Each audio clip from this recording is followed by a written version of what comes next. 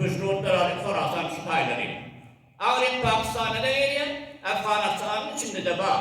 Tam takdimatı keşferde dünyada böyle ilimler bir yeri ağırlıktır da Khorasan Millistan. Khorasan'ın bir nefer nerede lokma halal kapılar kalip yuvarı düşüktür durmuğu. O zaman ona ayıptırlar. Sen lokma halali hiç yerden tapıp bilmezsin. Ne kadar Arak'ta Basra'da Hazreti Şeyh Hasan-ı Basri var. Şam yanına dolanmasa deyiptirler onu. Bak Arak'ta Khorasan'dan tutmana Arak'a varmadı. Ve yuvarı bir şey var ya ki. Onun ayıptır.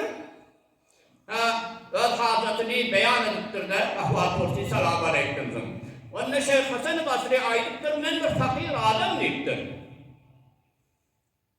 Men bilmeyen merdimle soğuk getiriyor, sadaka getiriyor ama onu şüpheli bir ya, arasa mal mi? Men bilemem deyiptir sana vereceğim. Sen ayyanın men yanında tavlamak muşkil deyiptir ha. Men öğrenim de deyiptir. Bir meytani inekliğe mecbur bolanda amrış ağzılığında mecburen bir muhtariyyen ki bukur nebil. İbadete bir yarar yani. Sen ayyanın oğlanın yanında yok. Bu ta böylece bir oğlan sarılır bir şeyde bir cevap mı? Öz zahmetiyle ne karamcılık ne tayfancılık. İki tane ökülü var yere ağlarım.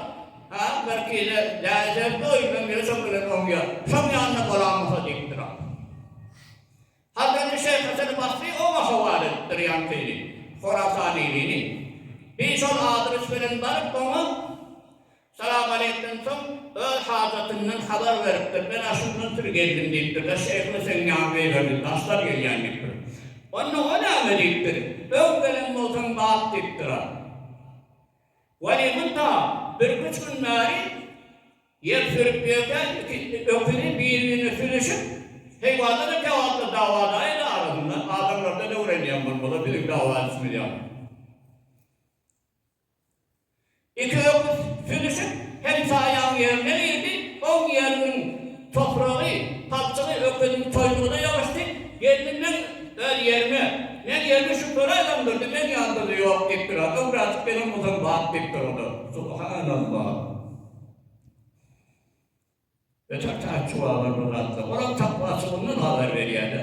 Şu anda da ehemmiyet veriyor ona.